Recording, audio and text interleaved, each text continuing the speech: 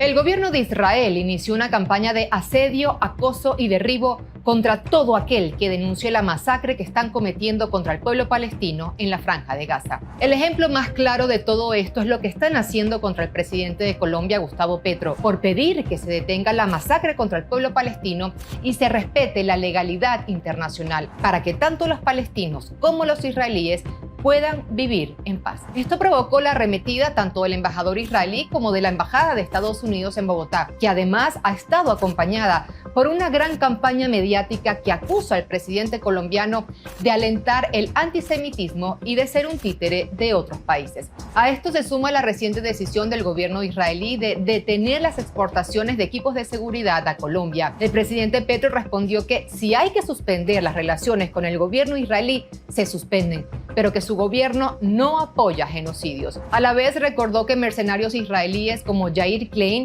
y exmiembros de las Fuerzas de Defensa de Israel como Raifal Eitan jugaron un papel clave para desatar la masacre y el genocidio en Colombia. Pero si bien es cierto que Petro ha sido el mandatario más acosado y vilipendiado por algunos por alzar la bandera de la paz, tampoco ha sido el único. En México, la embajadora de Israel en ese país condenó que el presidente Andrés Manuel López Obrador dijera que su país defiende una posición neutral para así poder buscar soluciones pacíficas a este conflicto. Para la representante israelí, esta postura es apoyar al terrorismo. Lo mismo hicieron contra el Papa Francisco, al que reprocharon por haberle pedido al gobierno de Israel que respetara el derecho internacional humanitario y garantizara corredores humanitarios en Gaza. Este llamado lo calificaron como inaceptable.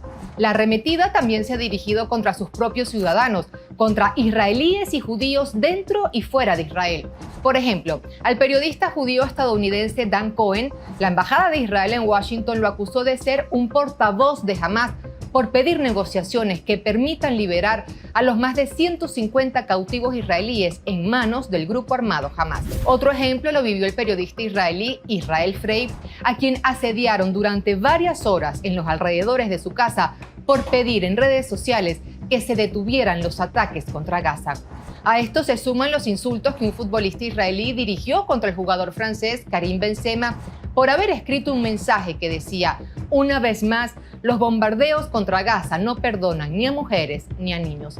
También se ha ejercido una fuerte presión sobre medios y redes sociales para que despidan o censuren a todo aquel que denuncie la masacre que está cometiendo el gobierno israelí contra los palestinos. Además, en países europeos donde hay una fuerte presencia de grupos supremacistas sionistas, han logrado que se prohíba ondear la bandera palestina y se restrinjan las manifestaciones en contra del genocidio palestino. Desde el 7 de octubre, el gobierno de Israel no ha dejado de bombardear la Franja de Gaza ni un solo día.